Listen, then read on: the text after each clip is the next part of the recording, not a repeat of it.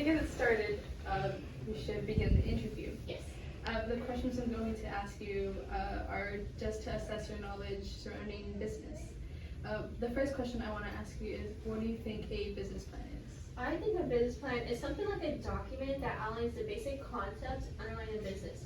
Mainly about what problem should be solved, and it describes what problem is going to be solved and how the entrepreneur, which will be me, will execute the plan and solve that problem. Oh, that's a great answer. So the next question is, how would you personally come up with your own business plan?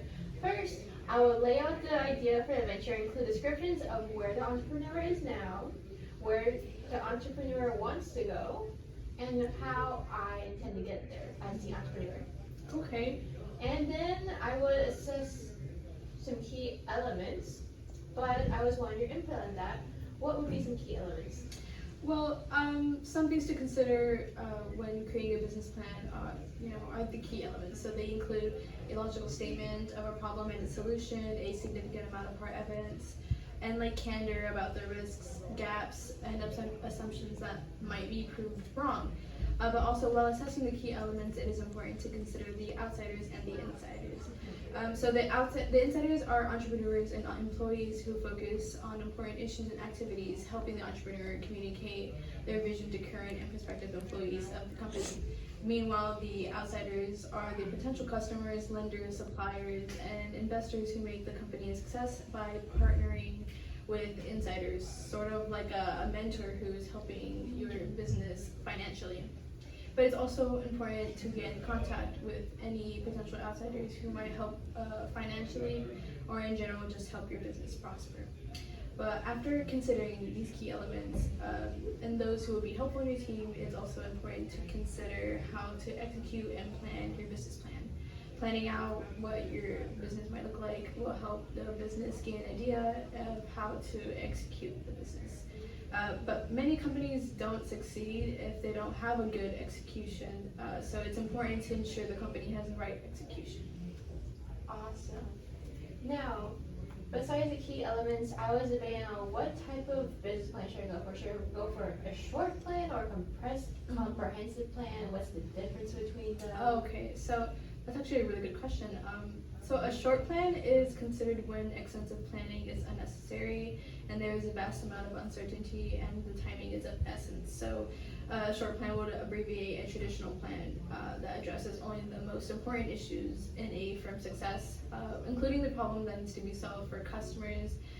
The business strategy will be used to solve the problem, the business model, and measures used to gauge success, milestones to be met, and tasks and responsibilities of the management team.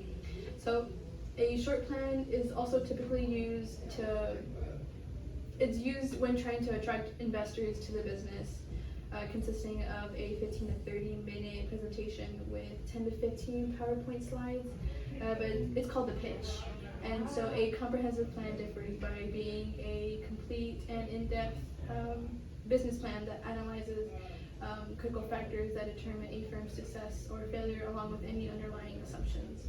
But this plan is also beneficial when facing a significant change in the business or in the external environment.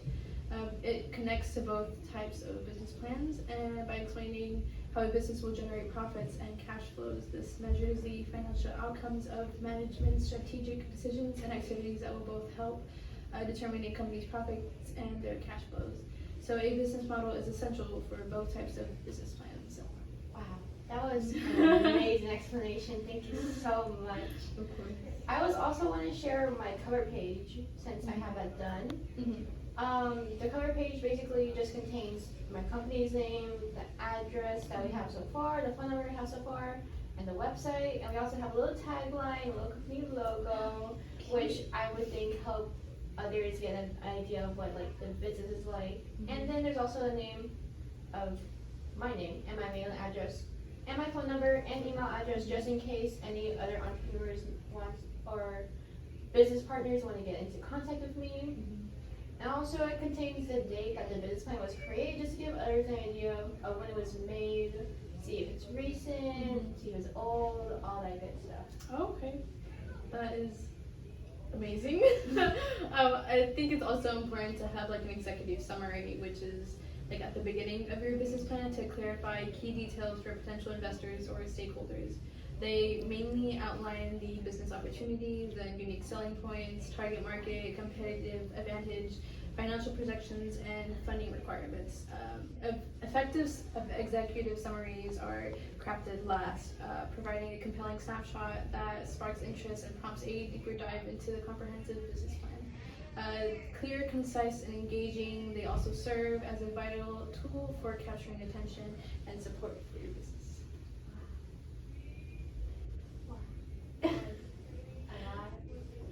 Thank you. And I have one final question. What strategies can you use to monetize their investments? Some common exit strategies include acquisitions, initial public offerings, or management buyouts, which basically help define an exit strategy, and also planning. It also helps define an exit strategy, as it helps attract other investors, such as yourself, and ensuring a smooth transition when the time comes to realize the value of the business, such as if it might have a higher value in years to come. Well, thank you for all your answers. You have very knowledgeable answers. I expect to hear good news back in 5 to 10 business days. Have a good day. Thank you, thank you, thank you. I go now. Bye. Bye. Bye.